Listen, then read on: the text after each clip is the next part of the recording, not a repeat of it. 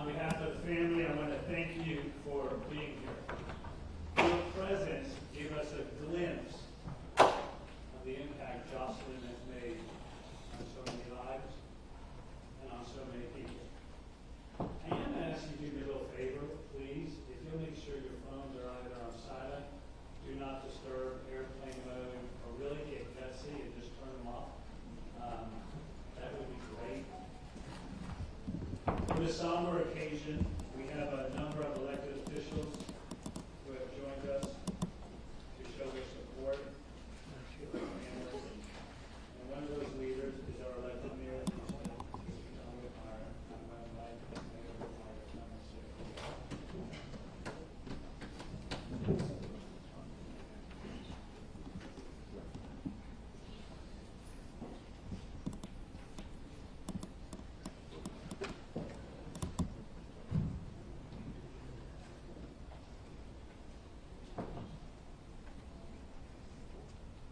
First, let me thank everyone that's present. Your presence means so much to this family, means so much to me. This is the second hardest thing I had to do since I was sworn in as mayor. To stand before you, to represent the family, represent everyone that can hear my voice. The first hardest thing was the day Jocelyn's body was discovered. Mrs. Nungaray wanted to see her body to help identify Jocelyn. I was at the police station. PD was already working around the clock that afternoon. And she wants me to call her Lexi. I keep telling her it was Miss Nungaray. But Lexi did not understand, and obviously, in a desperate attempt to see Jocelyn, I took upon my duties to explain to her that she could medical examiner and do his job, and to do everything possible for her. Obviously, everyone that can hear my voice knows how personal this tragedy is for each one of us, every Houstonian. Everyone in our region. As a father and a grandfather to this very person. Because I know what's going through your mind when you learn of it, when you read about it. The thought of losing your child, your grandchild. Horrible circumstances. It gets no worse. And today, thanks you for allowing me, for asking me to speak. It gives me an opportunity to speak for all of Houstonians, for everyone in our region and across the state, and I think in fact our nation. We're sad, but we're also angry. 12-year-olds are not supposed to be taken off the streets of a great city like Houston and brutally strangled and murdered. We've done everything we can and will continue to support the family. Finances should mean we didn't have to worry about the cost of funeral arrangements. Thank you, Matthew. We set up a GoFundMe account with a $35,000 goal to pay for those costs. It's now at $80,000 and will be used by the family for necessities. Leslie has missed over 2 weeks of work. So Houston is doing what it does so well during a crisis. We come together. We're sad, but we're outraged and angry that this would happen in our community, or any community. God does not allow us to choose when we lose a loved one. But He does allow us to celebrate that life. Even a life that is short, is just. So today is a celebration of that young life. And I've been around the family the last 10 days. You can witness it yourself today. This child made a difference in everyone she met. Quite frankly, she's making an impact on all of us. A little bit of our life was lost with Jocelyn, and we will never be the same when you read and hear about the horrific condition and circumstances of this murder.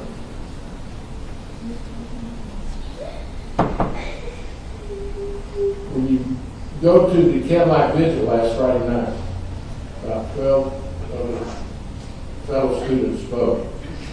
Her love of animals, her dancing, her musical instruments. This was a dynamic young person that was living the life of a 12-year-old with the challenges. Lexi, her mother, told me she was financing her braces at $240 a month. This is the face I want Houstonians to know about Jocelyn. $240 a month. And this mother was a teenage mother. Had Jocelyn at 15. They were the best of friends. They grew up together. That's what is so painful. But we're celebrating the impact she's had on each and every one of us. And it won't be lost. And there will be a commitment on all of our parts to recognize the happiness that she brought to her family, her friends. The diversity of her community was so visible last Friday night. Candlelight vigil. People just wanted to speak. Huge extended family. 2 grandmothers, uncles, cousins. It was really something to behold, to see the coming together of the community in pain and anger. Before I close, I've got to emphasize the work that HPD did. The incident happened during the night. The crime happened during the night, approximately 2. HPD went into all hands on deck. I was there on the streets at the scene that evening with Chief Satellite. Every division that you can imagine, the Northside Crime Suppression Group, technology, homicide. These officers have children, and I could read it and see it in their eyes, in their effort. They weren't going to rest until they found the suspects at that time. I watched them on the streets of Kirkendall, going every direction, pulling retail, video. Went to a skate park, a Metro park and ride. They were desperate to find violent offenders that had killed this young lady and get them off the streets. Houstonians want to thank HPD. They did their job, and I've been around police my whole political career. I've been to scenes of accidents, shootings, other critical incidents. Nothing like the way they attacked this. And we need to thank them as Houstonians. They did their job with passion and determination like you've never seen before. In closing, where do we go from here? We support the family. We change laws. It's great that we see state officials like the lieutenant governor, the governor's wife, others, county officials, city officials. We need to do our job to make certain that the criminal justice system works and works for Jocelyn. Yes, we spoke out, and there was a high bond set. They shouldn't have a bond at all, and we will monitor that. And in closing, let me just let Lexi know, everyone know, the father know, each of you, Houstonians know, we're not going away. We're going to monitor this case all the way through the criminal justice system. We will monitor that bond. if by some circumstance this judge lowers it, or someone can make a $10 million bond, we will be there in court if necessary. So let me sit down by saying, we're all in this together. Bexy, Ms. Nungaray, we're not going away. You call us when you need something. Houston is your family now, permanently, across this nation, this state. Jocelyn has brought us together like before. And I promise you there's going to be changes nationwide, state, and local. She's demonstrated that we need to talk to our young people, our children, about how vulnerable they are when they're on the streets late at night. It's given us an opportunity to have that dialogue with our family members, our children. Yes, you're going to be a child, you're going to do foolish things, but it's dangerous. And yes, we're having a grown-up discussion. We're going to talk with our leadership about immigration. We're going to hold people responsible if they're not listening to us. We don't want to repeat this. So Jocelyn is making a difference and will make a difference in the entirety of our lives. Thank you, everyone, for listening, and let's go to work.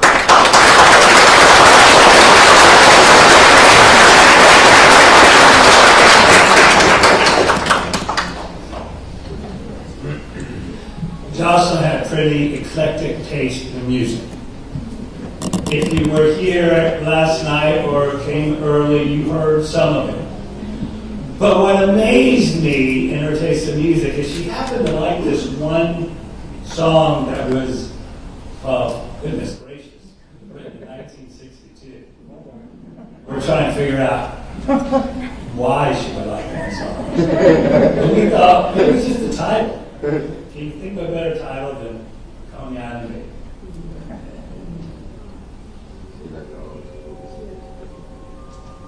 You're my Coney Island baby, means so much to me.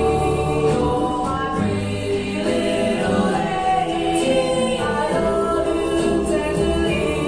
You're my lucky star, that's what you are. You're my Coney Island baby, so precious, so sweet.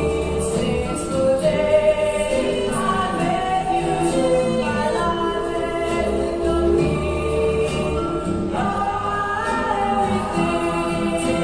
Soon you'll marry. You're my girl.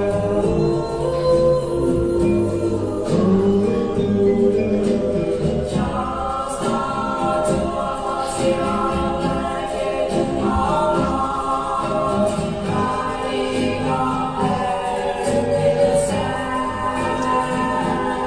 As long as there's sand, as long as there's the sea, you'll be my Coney Island baby.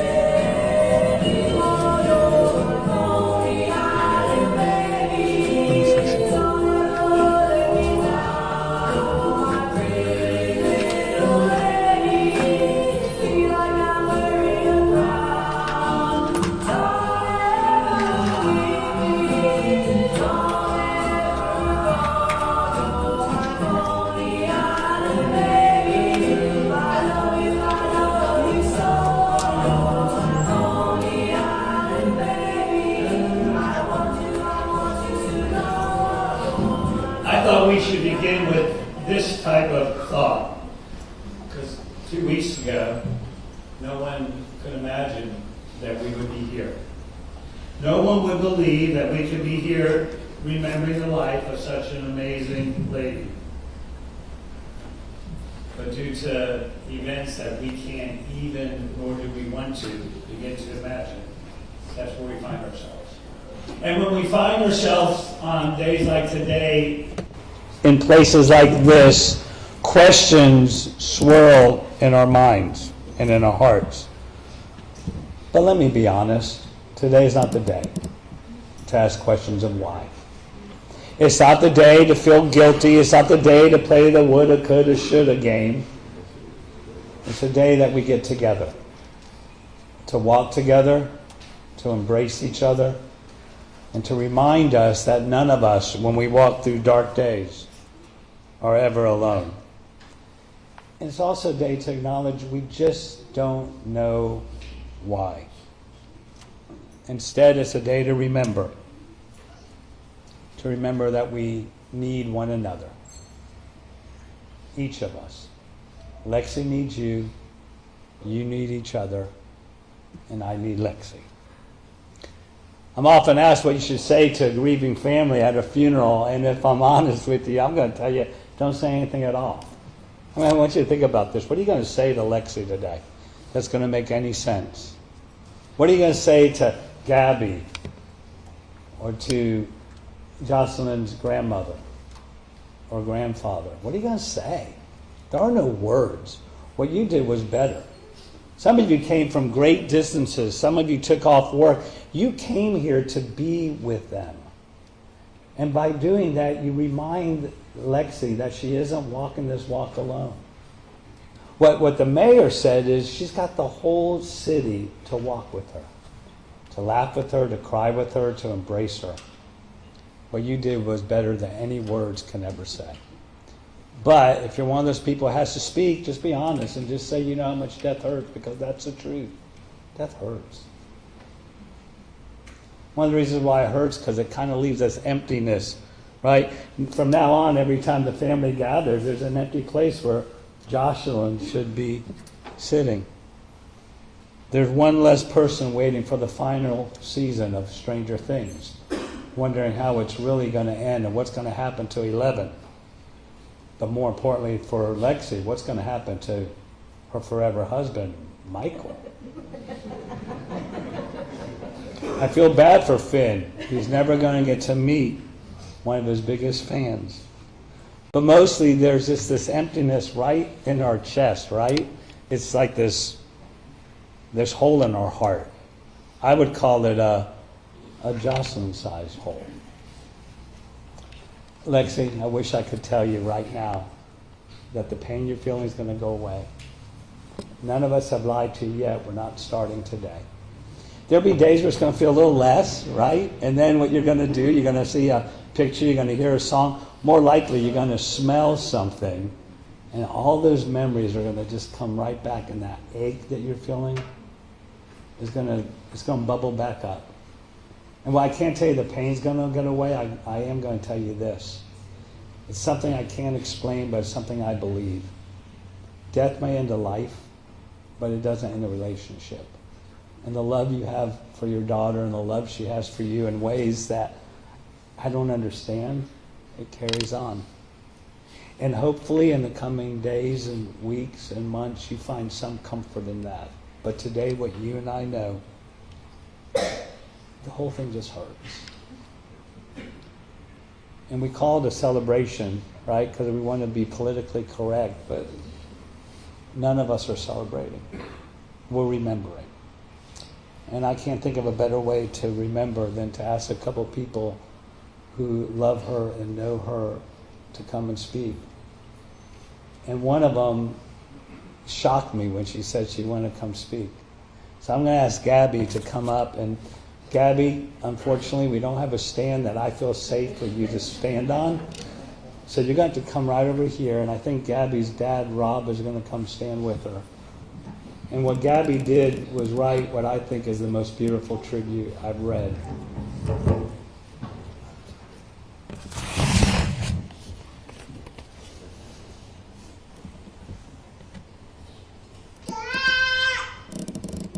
Jocelyn came in my life 3 years ago as a friend and a sister. We got to live and see each other for 2 years, where we got to laugh, play, cry, and get on each other's nerves. So she was so funny and had the best catchphrases. She's a goofball. She loves animals. She was smart and has a good heart. Jocelyn gave me courage to be myself and speak up for myself. And for that, I will always be grateful to you. I love you, Jesse.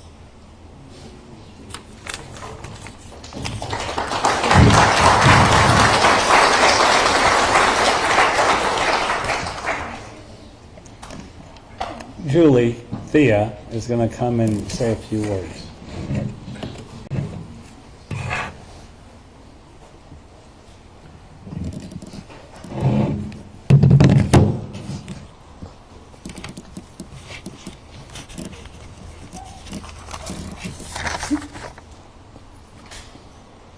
Hello, everyone.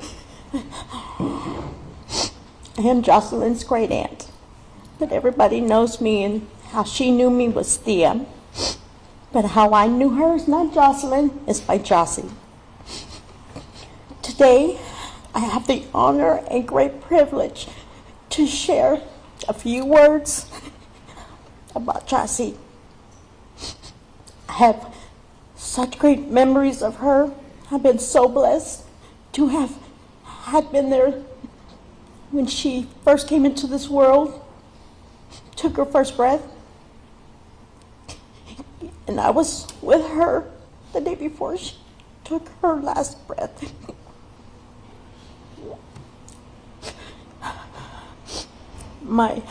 And now she's forever taken from us. But my favorite memories was when she was a baby and a toddler. All you can ever, what my favorite was her always crawling in and out of my room. She was either in or she was out. Always there. I want to think it was for me, but I think it was for my son Gio's toys. It really wasn't for me. He had a lot of toys. But I will always remember her big, beautiful smile and beautiful, bright eyes. And she had such beautiful curly locks. And Jossie was our chunky little thing. She had rolls for days, but always a happy baby. But those who did know her knew Jossie was shy, quiet, soft-spoken, and reserved like her mom. Jossie loved to read. Anytime we were at Walmart or any store, that girl would try to beeline for the book section all day, every day. And so we had to hold on to her so she didn't go. But that's what Jossie loved to do. She loved to read Harry Potter and all the series, Stranger Things, Twilight. But every year my family and I have a family vacation. She rode up there with me and my son, up there to vacation, and then a Sunday morning, she rode back with me, June 16th. But Jossie, I will always love you. And today is the last day I will get to physically see you and just touch you one more time. But until we meet again, Jossie, and we will, but you're up in heaven with Lita, and I know she's loving on you and probably made you some good food. So, but I love you. I love everyone. And just thank y'all so much for being here. But I did want to say, one of her best cousins, my niece, is Kara, and those were two peas in a pod right there. Is this going to be forever different? When we have Christmas, because as soon as one or the other was there, they waited for the other one, and as soon as they were together, they were gone. I'm always going to miss Chelsea. So thank y'all, everyone, for all of your support and everybody that has done everything. But first and foremost, I just wanted to say I love you, Jocelyn, and we will see you again, I promise. And we will get them, and they will get what they deserve. Thank you.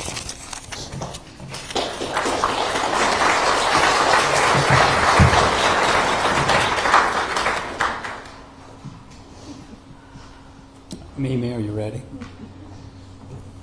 I'm going to ask Rebecca to come, who is Mimi to Jossie.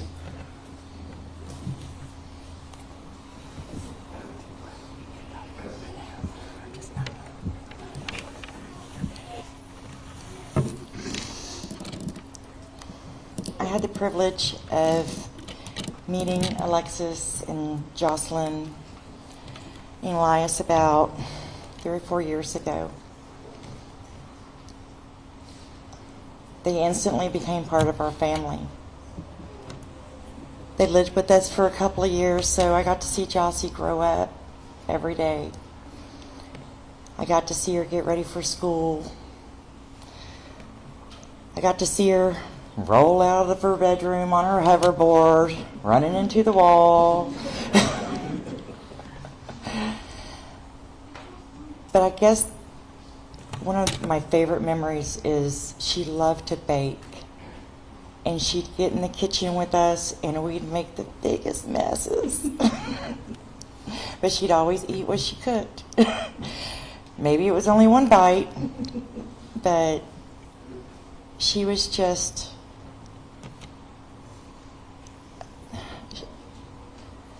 She was a beautiful soul. And she is very much missed.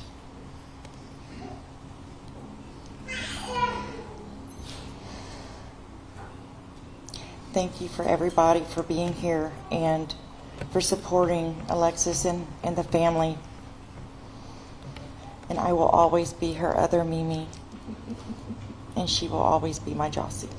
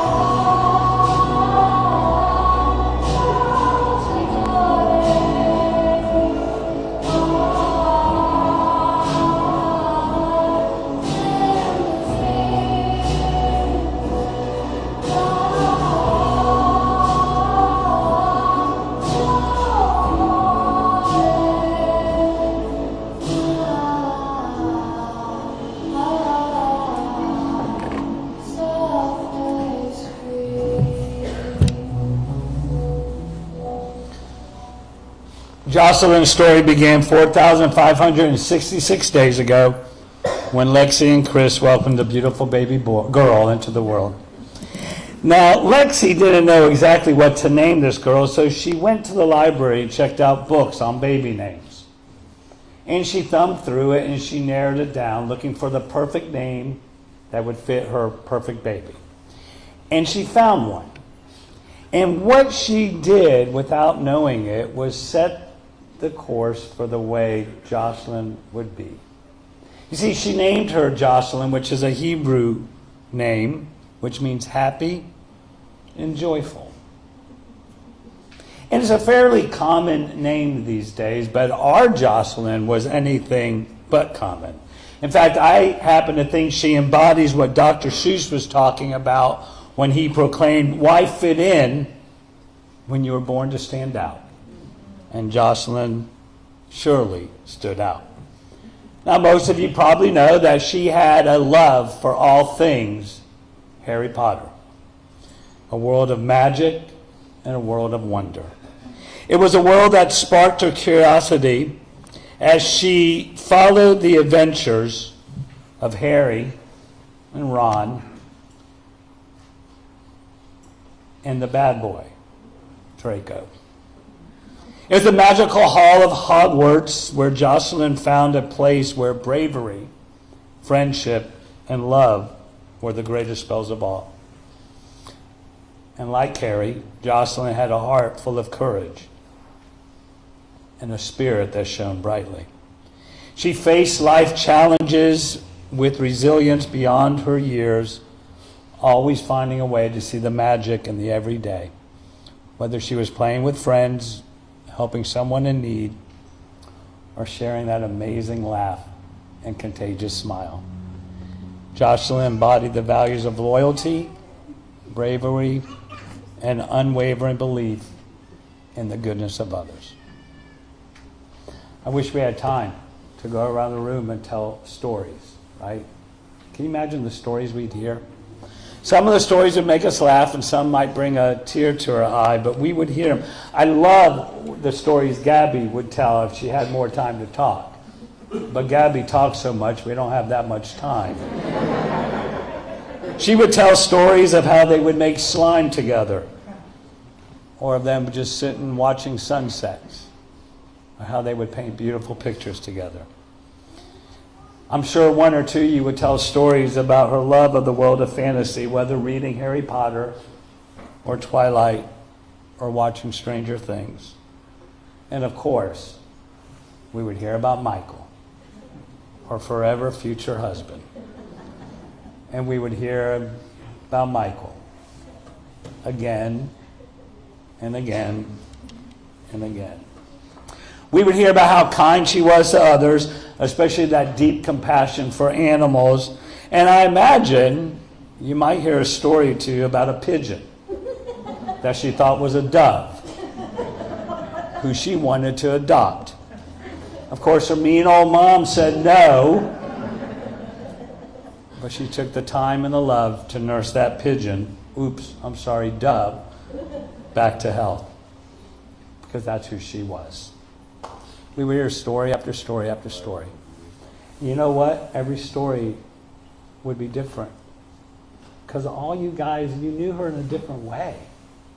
But here's what I'm willing to bet. That if you were to pay close attention, what you would find is you would find this common thread running through every story. Because really, at the end of the day, just about everything this kid did, she did because she loved you. She loved being with you. Her friends and her family, and Alexia, especially you. Okay, not everything. She wanted Michael to herself. She wasn't going to share that with any of them. But everything else was about you. Now, I don't want you leaving here thinking any of us thought she was perfect. She wasn't. Because what we all know is none of us are, right? I tell my boys all the time, now they just roll their eyes at me, that when you come into this world, there's no how-to for dummies book. You just do the best you can. And you hope that people who matter most know that they were loved and that they were loved unconditionally. And that's how she loved. She'd get mad at you. She'd storm out of the room at you. She may be stubborn as her mom sometimes with you. But you know what? You never had to doubt how much she loved you. If you were in Jocelyn's life, you were loved. So she might not have been perfect, but the love she had for her friends and her family, that was perfect because it was pure, it was simple, it was unconditional. Now most of us know that Jocelyn, well, she wasn't really going to church. You see, she did something better. She decided she would just live her life the best way she knew how, the way God would want her to live it. You see, somewhere I think her mom must have taught her you're supposed to love others more than you love yourself, right? You're supposed to do for others who can't do for themselves. She learned that from her family. And rather than a lot of church folk that I know that let it go one ear and out the other, Jocelyn just said, let me see how I can live my life that way. That's how she lived. That's how she loved. For 12 short years, Jocelyn lived on this earth. And maybe Professor Dumbledore's words best describe her life. Happiness can be found even in the darkest of times, if one only remembers to turn on the light. Well, Jocelyn was the light of our lives. And her memory and her love will continue to light up our hearts and light up our lives.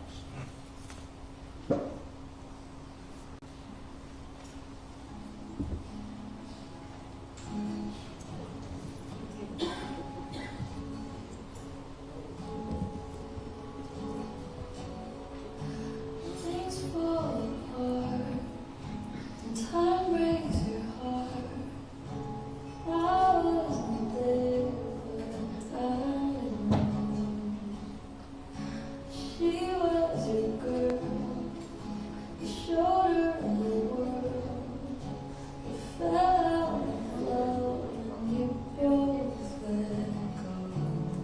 She was crying on my shoulder. All I could do was hold her. Only made us closer until July. Now I know that you love me. You don't need to remind me.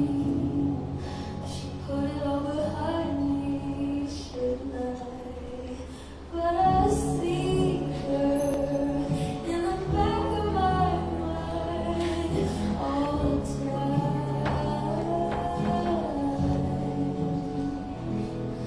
Like a fever, like I'm burning alive, like a sun.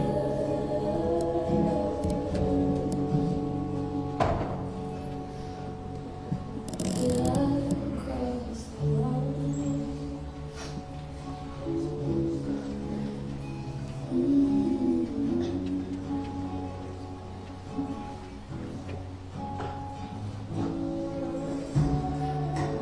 Good things don't last, and life moves so fast. I never asked who was better. She couldn't be more different from me, happy and free.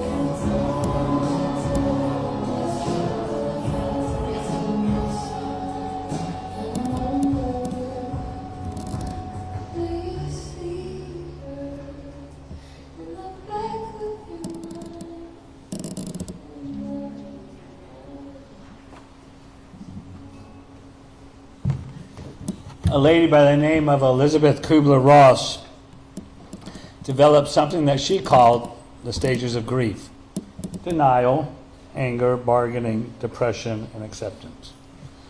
Lexi, over the years, we've learned that you're going to grieve forever. You're not going to get over the loss of a loved one, but you will learn to live with it.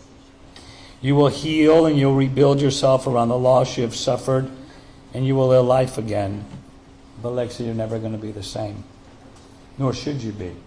Nor do you really want to be. Because on June 17th, Jocelyn made a transition from this life into the next. And as she opened her eyes to that new life, there she saw a place of peace and of grace and of mercy and of love. A place that is too beautiful for human words to describe. And when we look at it from this side, we tend to think this is the final chapter in her life. But what we know, it's not the end at all, for a new chapter has begun for Jossie. One that is without end. One that is eternal.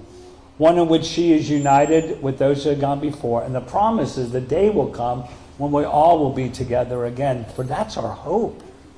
You know, even knowing all of that, we still cry, we still feel sad. So here's an idea.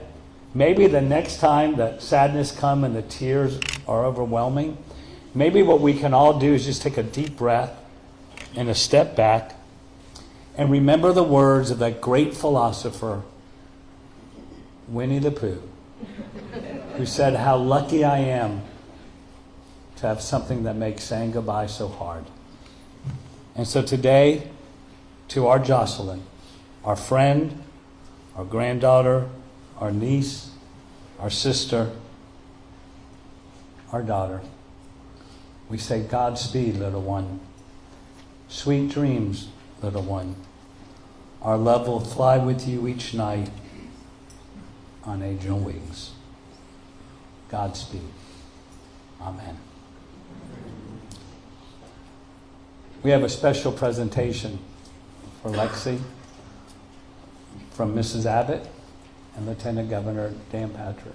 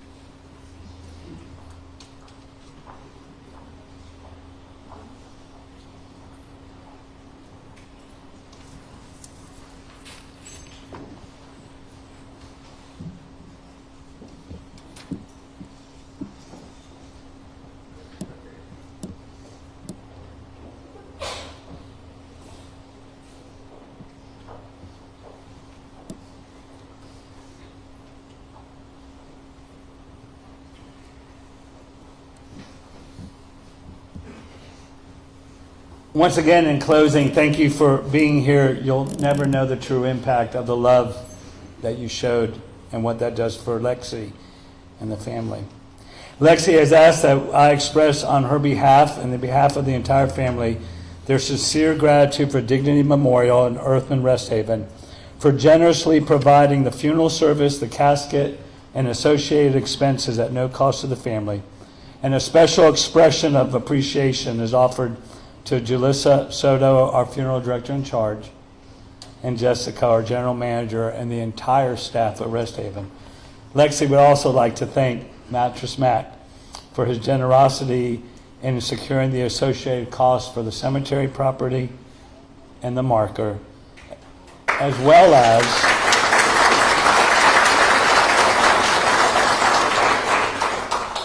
for hosting a public reception that you are invited to attend following our services today. It's also quite appropriate that on behalf of the family, we thank the Houston Police Department, the local, state, and national leaders who have communicated with the family, but mostly the outpouring of love from Houston and the surrounding area. Thank you for honoring Jocelyn and showing that her heart of love truly mattered.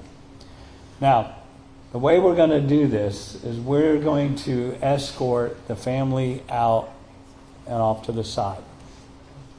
And in the meantime, the funeral staff will direct you to go out the doors, just follow their lead, and line up so that when we bring Jossie out to load her onto the carriage to take her to her final resting place, you can witness that. However, the graveside services are private for family only, and the rest of you are invited to wait for the family at Gallery Furniture Store, where Mattress Mac has so generously opened his store and his heart and his staff to serve you. And so the dignitaries will leave. I believe they'll be escorted out. I will escort the family out, and our funeral director, Cassie, will take charge of that.